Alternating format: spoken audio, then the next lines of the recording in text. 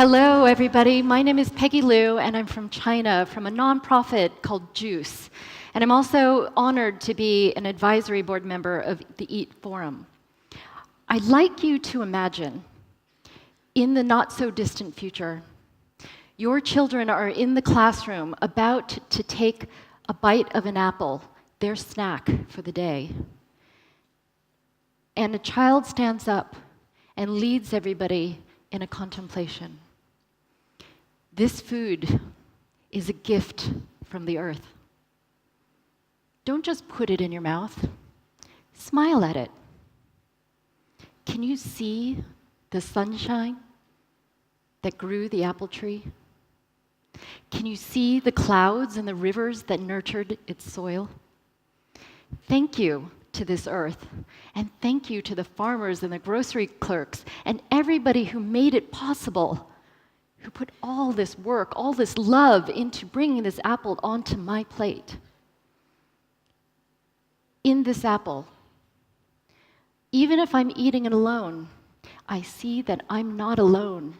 I'm part of a wider community that has put love into making this apple be. For this apple is a miracle, and so are we. This contemplation is inspired by Vietnamese Buddhist monk Thich Nhat Hanh, who just wrote a book called Savor. But we know that this day in the not-so-distant future is not here today, for right now, we are lost. Yet one simple intervention can help address all of the issues that we're talking about in these next 2 days. Paul Hawken of Drawdown, the first comprehensive plan to reverse global warming, says that food is the single biggest solution to reversing global warming. Obesity and diabetes. In China, my country, we have 1/5 of the world's population, but 1/3 of the world's diabetics. We can change this with one simple intervention: food education for young children. And in fact, the special advisor to the UN Sustainable Development Goals, David Nabarro, said last year, twice at the UN General Assembly, that food education is the single best intervention to achieve all of the 17 global goals.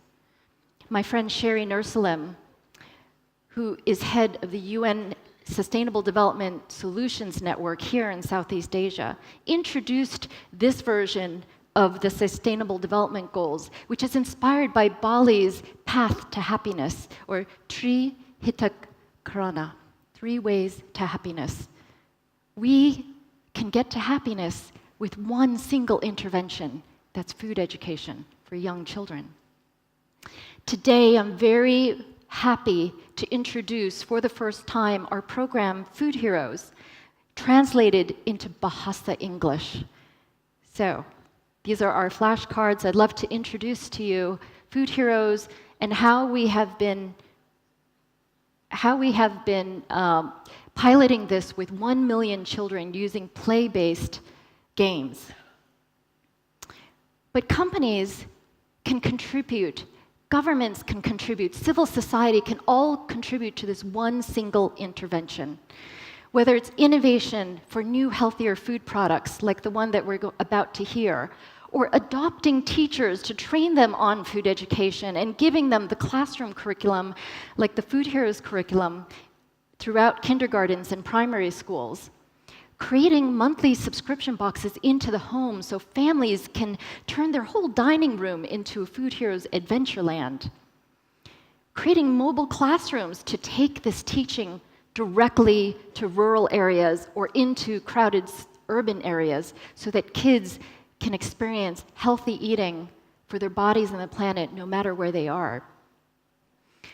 If you work in a supermarket, if you have a restaurant, you can do promotional campaigns, you can run events, you can bring families, whole families, to play together.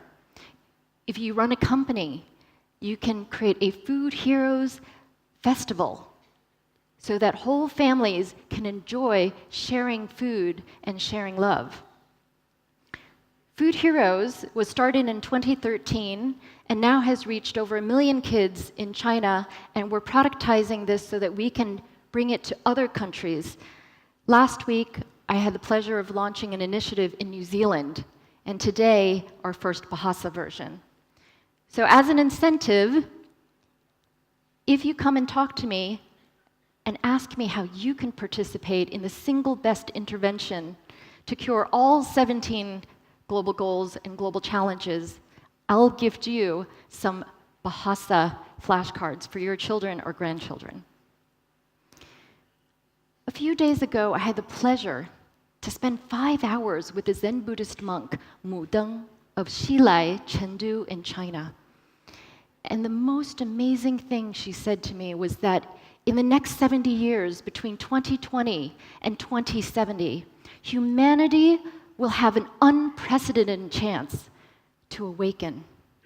We all have the opportunity to become enlightened. But she said that the first step to enlightenment is to learn how to grow, prepare, and share food with love and respect for our bodies, our hearts, our minds, and our spirit.